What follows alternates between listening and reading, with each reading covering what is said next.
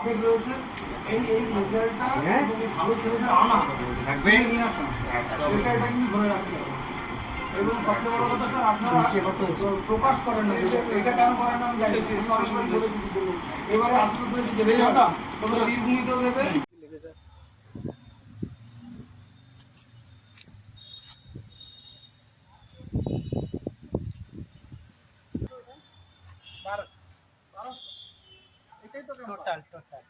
পিছনে একটু আছে পিছনে এই রাস্তা থেকে সেই রাস্তা শিব মন্দির রাস্তা পিছনে জায়গা পিছনে একদম মেন রাস্তা পর্যন্ত জায়গা।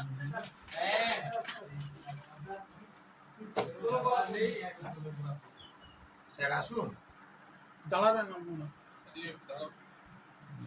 আপনারা সমস্ত শিক্ষকদের নিয়ে একটা তুলুন উঠছে উঠছে ম্যাডাম মা বাবা এবং আমার শিক্ষক অর্ঘ্যগিরি। তুই কতক্ষণ ধরে পড়াশোনা করতে? মোটামুটি 15-16 ঘন্টা হয়ে যেত, আর এবছর 18 কমপ্লিট হলো বয়স, টার্গেট ছিল 18 ঘন্টা, অতটা হয়নি। আচ্ছা, পড়াশোনার পাশাপাশি তুমি আর কি কি করতে ভালোবাসো? পড়াশোনার পাশাপাশি আমি ছবি আঁকা টাকা এগুলো ছোটবেলা ছিল, ছবি আঁকা, গল্প বই পড়া, 11-12 এগুলো প্রায় বন্ধ করে দিয়েছিল। আচ্ছা, এরকম ভালো রেজাল্ট যদি পরবর্তী প্রজন্ম কেউ করতে চায়, তুমি তাদের জন্য কি কি মেসেজ দিতে চাও? তাদের জন্য মেসেজ দিতে চাই, পড়াশোনাটাই একমাত্র পথ, এছাড়া আর কোনো বিকল্প পথ নেই।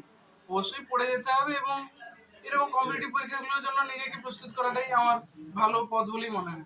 ভবিষ্যতে তোমার কি করার ইচ্ছা আছে? ভবিষ্যতে নিউরোসায়েন্স নিয়ে গবেষণা করতে চাই, মেডিকেল লাইনে। কেন?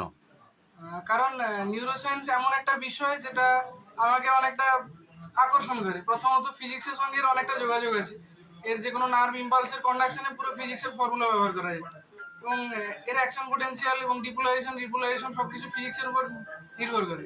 যেহেতু আমার পছন্দের সাবজেক্ট ফিজিক্স এবং বায়োলজি দুটোই, সেদিক দিয়ে পছন্দ। এছাড়া এই লাইনের একটু ডাক্তারি মানে ডাক্তারের অভাব আমরা দেখতে পাই, কারণ কেবলমাত্র ভালো ভালো হাসপাতালগুলোতেই একমাত্র এইসবের ভালো চিকিৎসা এবং ভালো যন্ত্রাংশ পাওয়া যায়। তো সেই হিসাবে আমি কিছুটা নিজের দিক থেকে একটু চেষ্টা করতে চাই উন্নতির জন্য। তোমার এই রেজাল্টে স্কুলে কোন স্যারকে বেশি কৃতিত্ব দেবে?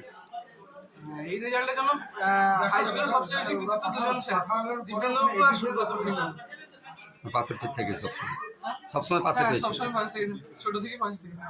ঠিক আছে, তোমার প্রাপ্ত নম্বরটা বলবে? আর আমার প্রাপ্ত নম্বর 492। মাধ্যমিকে বল মাধ্যমিকে ছিল 627।